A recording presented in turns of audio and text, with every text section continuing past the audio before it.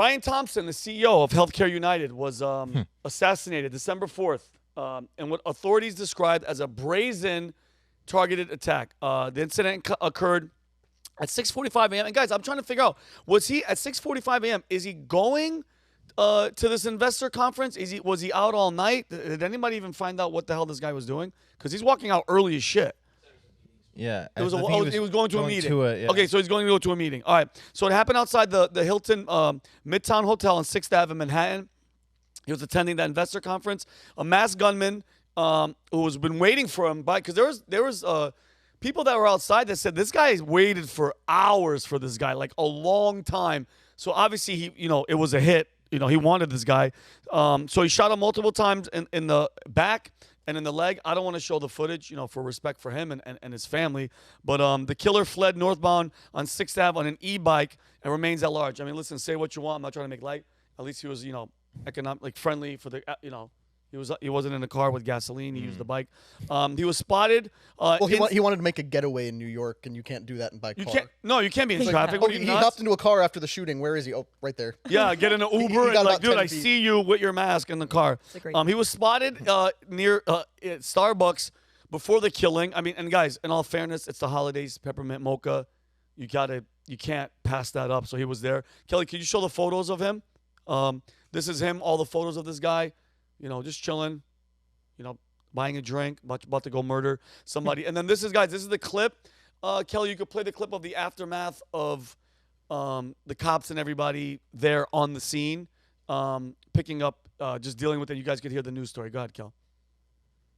Fox 5, Good Day New York, first on the scene.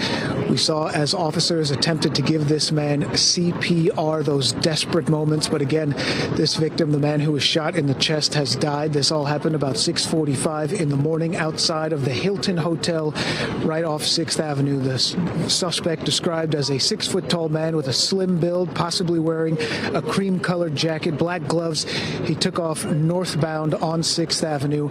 People who witnessed this situation, there were actually 2 or 3 people who saw it. They said that it appeared that this suspect was waiting for hours, maybe overnight, outside of the Hilton, possibly targeting this victim. It's unclear potentially how these two know each other. That's a freaking, you really want to kill somebody, and there's a vendetta going on if you want that.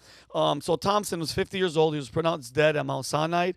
His wife, Paulette Thompson, revealed that he had been receiving threats prior to the incident, possibly related to his role at UnitedHealthcare and issues concerning lack of coverage. And now let's get into that. So the New York NYPD has a $10,000 reward for this guy. Now he was earning $10 million a year, annual salary, and then he led the company to record-breaking revenues, $98.9 billion in a single quarter, Brandon. That's freaking bananas, bro. Yeah. While implementing some of the most controversial policies in modern healthcare history, and this is where it gets a little wild. So he took over in 2021 right after COVID, and he became like a polarizing figure where his most infamous move was denying payments for non-critical ER visits. So a policy that critics said penalized patients for seeking care when they needed it most, all right?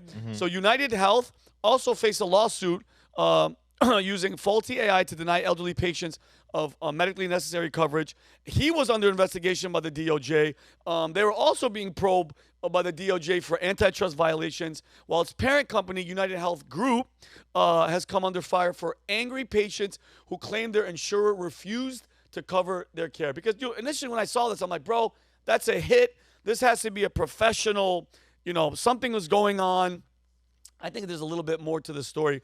I'm going to show you guys a chart right here of the 12 health insurance companies that have the highest percentage for denial rates. And look who's number one. Yep. Look at that, Rob. UnitedHealthcare. Is that what percentage is that, Brandon? 32. 32%. Bro, these guys deny. So you're just paying all this money, and they're just denying the shit out of people for care, bro. Just left and right. Like, this isn't a thing that you want to be proud of. You're number one for denying people care, bro. And so this murder triggered a storm of outrage, and not at the killer. All right, so thousands of people went to social media, venting their frustration over a system of valuing profits over patients, leaving many to endure denial care and crippling bills. Here's one of them. Kelly, can you put these up? Was his trip to the ER really emergent? According to his own company, my husband's heart attack wasn't an actual emergency, and we were out $3,000. Another one said, sending prior authorization, denied claims, collections, and prayers to his family, bro. That is crazy. So, Brandon, what do you think about this? No, this whole industry, it's probably like the grossest, like most corrupt, dirty industry out there. Like it's the biggest pile of money has the least oversight out there. Like everybody knows about the military-industrial complex, like defense contractors ripping people off and stuff, but healthcare, like that's twice the size of what the military budget is. So this industry is like filled with corruption, with like people filing false claims, those are the big people too. Like big places will file false claims, rip off the places for billions of dollars, like with the government funds, but then the small people that like will have an emergency room visit, they get nickeled and dimed for everything. And then the number one cause of bankruptcy in America is from healthcare. I was just going to say, that was the number one for losing all your money is because you effed up and you went to the hospital. They tried to do something, then they're like, oh, you need this surgery. And by the way, you need the surgery, you're going to die. Shit, me, Kelly, and Maverick, we went to Disneyland, and we one of us had to go to the hospital. I don't want to say who. We went to the hospital, and we're sitting there like, yeah, we're gonna have to nothing crazy. Yeah, we're gonna have to drive you to the ER, which is money, and because they're all connected, bro. Yeah, all connected. Because they want, and we're like, how much is that trip? Oh, $3,000. Are you fucking kidding me? Right. I'm like, I could drive the guy. I would say I didn't understand this at all, and then I think back to the bill we just got in the mail for the anatomy scan that told us about our daughter, just an ultrasound scan for $5,000. $5,000. And I'm like, I think I could shoot somebody for that. Yeah, but weird. Not that this would ever justify committing murder, because it's all speculation about what's going on with this guy. And of course, in addition to being what seems to be kind of a skeezy insurance guy, he was also a husband and a father. So it's not a good thing that he died, and it's real easy to dehumanize him because everybody hates their insurance.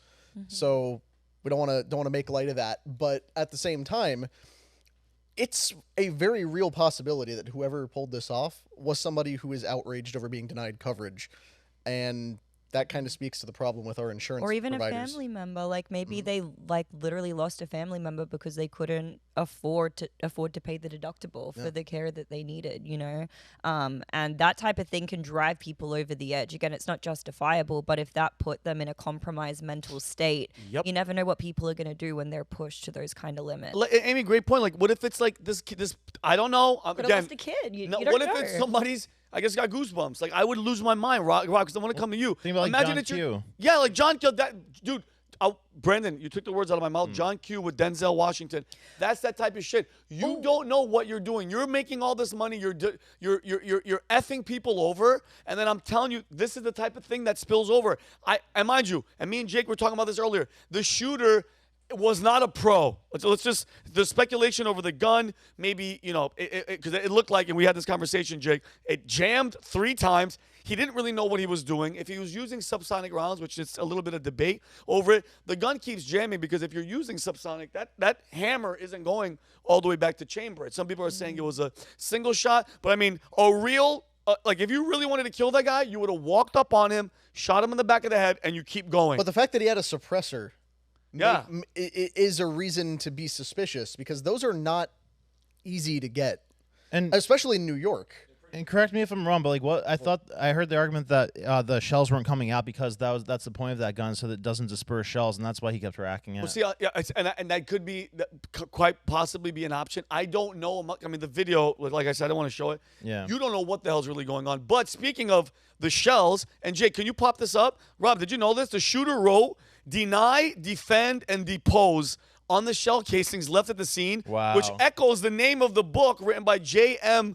Feynman about how insurers won't pay claims. Look at that, bro. Okay. That right there, Amy, goes to your point. This is a dude from, this is just from the surface. If you're writing that, dude, that is some deep hatred, and you're waiting for the CEO to come out, bro. You shoot him out in the open, bro. It's almost about to be daylight. It's 6:45 in New York. The sun's going to come out.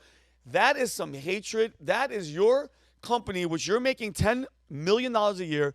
It's making almost $100 billion in 1 quarter. That is hate. That's some That guy, I don't know, bro. And again, you nailed it. With the kid, with the family, my heart hurts for them, obviously, 100%. But the wife even said, we were getting death threats. He was getting threats. Rob, what do you think about this? My wife has worked in healthcare and insurance for the entire time I've known her. And she went from working for a company called Florida Cancer Specialists, and it was the hardest job that she had to do was have these conversations with people who were suffering from cancer, fighting cancer, and then telling them that they owed outrageous amounts of money, and if they couldn't find a way to pay it, they wouldn't continue treatment. Like, that was her job, and it ate her up inside to the point where she left.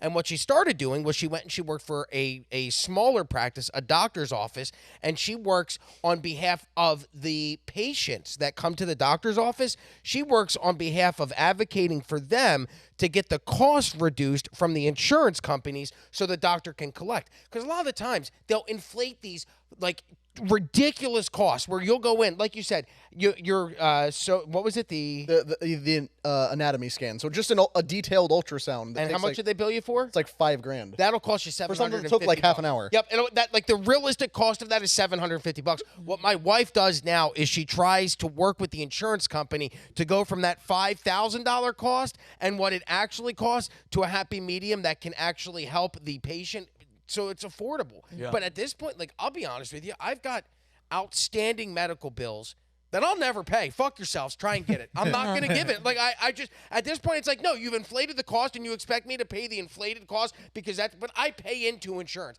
I have health insurance. I've had health insurance my entire life. I had a shoulder surgery in 2014 that I am still getting debt collection letters for not paying for the anesthesiologist or not paying for this.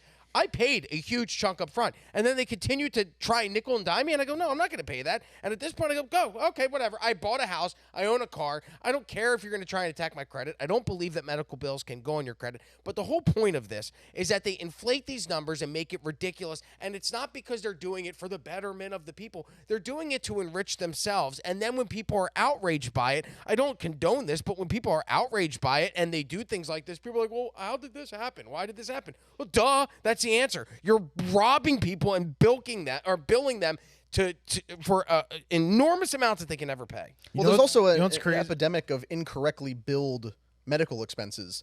Like, if you go to the hospital, you should ask for an itemized receipt, because if you just take the blanket charge they give you, things are double billed. You're billed for things that never happened. They didn't bill you for things they did do.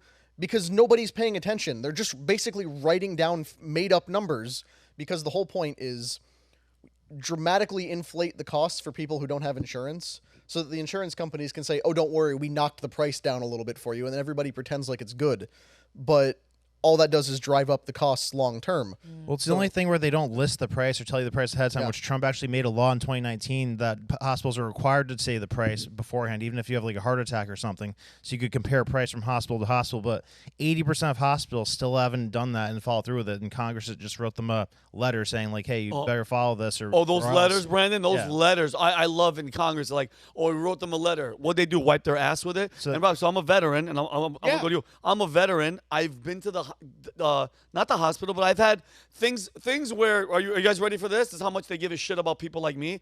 I have to go see stuff for like my back or like pain or all the stuff that I have going on. When the VA is like, oh, we can't see you. The next appointment is 3 months from now. And I'm like, I can't get out of bed. Whatever the problem was, I don't know the bill, but I get, which Trump did, it's called the care bill. I don't know what it was, where I can go off, not at a military, a VA, and get seen by civilians because they have a list of people that you can go to. The bills that come in, but they say this is not a bill because they want me to see it. I don't know why, just so I have for my records. Bro, I went the other day for something. It was $3,000, and I was like, my heart went out. Imagine people that aren't veterans that are just like, oh shit, I had to go because this thing, I'm dying. This pain is too much, and they do an X-ray or they do an ultrasound or whatever.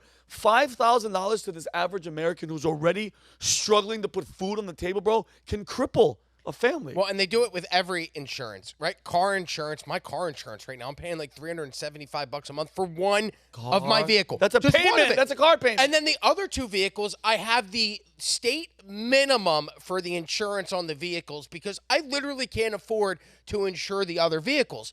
And then when you end up having an accident, right? Somebody backed into my car. I had to go through the insurance company. Then the insurance company goes, well, you need to give us a $1,000 deductible. And I go, well, what about the $375 I pay every month just for this one vehicle? Well, yeah, that's to ensure that if something happens, we'll cover the rest of the costs, but you still have to pay $1,000. Why do I have to still pay $1,000 if I've been giving you $375 12 months out of the year for the past 5 years and have never had an incident? Where did that money go? Yeah. And then they do the same thing with homeowners insurance. You see people here in the state of Florida, there are home insurance companies fleeing the state because of the hurricanes that come through. But I know people in Fort Myers that got specifically hit the past 2 hurricanes where they've lost their homes because they didn't have the right type of flood coverage. They had flood coverage, but not the right type. And so it's like there's whole departments in these insurance companies that find ways to screw you out of the settlement that you should be getting for the money that you've put in for the insurance. At this point, I'm like, is all insurance just a scam?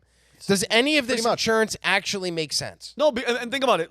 Great point. Now, but mind you, I'm not a freaking economist. I don't know. But if you're paying that much money, Rob, and nothing happens, guys. Thank God, I've been driving since I was 16. I'm 46 years old. Never got into a major accident. Never. No problems, no insurance, nothing, Rob. All that money that I've been paying for insurance, and because I've been with the same company, can't they just take all my money, invest? But I want a piece or a chunk. Why don't we make money off of that? And I get everybody's paying, and you guys could, have claims, and they're making hundreds of billions of dollars. How about this? I'm giving you all this money. Let's set something up where I'm making interest and whatever, and I'll keep paying you, but we get to split interest or something, or I don't even know. There should be a way that you get some of that money back. Rob, the craziest part is, you're paying in, right? Yeah. If you don't have uninsured motorist coverage, right, and then there's an illegal immigrant that comes into this country, drives illegally without a driver's license, and then hits you, despite you continuing to pay for your insurance policy, but if you don't have uninsured motorist coverage and that guy hits you, you're on the line to pay for everything. Yes. But it's like, wait a minute, but I paid for insurance. That person broke the law. That person didn't abide by the rules of this country, and now I'm being penalized because they don't have insurance. They're an illegal immigrant. That's the stuff where I'm like, especially here in Florida, you see it happen a lot. There's a lot of insurance scams that go on here in Florida. Oh, yeah. And a lot of them are perpetrated, and I hate to be that guy, by people who aren't here legally. You see these scams constantly where somebody will hit somebody and they go, oh, my neck hurts. And then they'll go, give me money. I want out of this. Yeah, of course. So It's happened to me and my wife twice within the span of 6 months a couple years ago. My wife's just on her way to work. Somebody stops short in front of her. She taps the bumper. Oh, suddenly, it's a Haitian or Jamaican woman coming out saying, oh, my neck. And of course, both times we've gotten the insurance company to, move on with it because they realize it's a scam. But it's every time. It is always typically an illegal immigrant, and if not an illegal immigrant, someone from another country, because they do that all the time down in the islands. And Rob, you want to know how insurance is a scam? How you can prove it? Insurance is a privately owned product. These are private companies, but the government mandates that you purchase their product. Weird. Can you show me another industry where the government says you must purchase a product from this group? That's Vax. it. And what was that? Vax. Yeah, pretty much. But of course, they gave those away for free because why would they charge they you for a thing subsidize. that may or may not kill you? Yeah. But they mandate you have insurance in a lot of places on many different things, and it's not just health, home, auto, various other things where they say no, you must buy this product. Yep. Yeah. Okay, so Wow. then what doesn't that encourage the company and the government to get in bed with each other to make sure both of them make as much money as possible? Whole thing's a scam. And then this insurers don't makes- even make that much money, which is Yeah. crazy too. And then hospitals actually make negative revenue. Like hospitals aren't even profitable because of how much money they lose from people who come in uninsured. So the people get overcharged to make up for the shortfall. People who can't pay because you have the oath they take that you have to take care of anybody who's sick. Hippocratic oath. Yeah, Hippocratic, right? So if you like this clip, click right here. And if you want to see more like it, click right here. Stay angry, Patriots.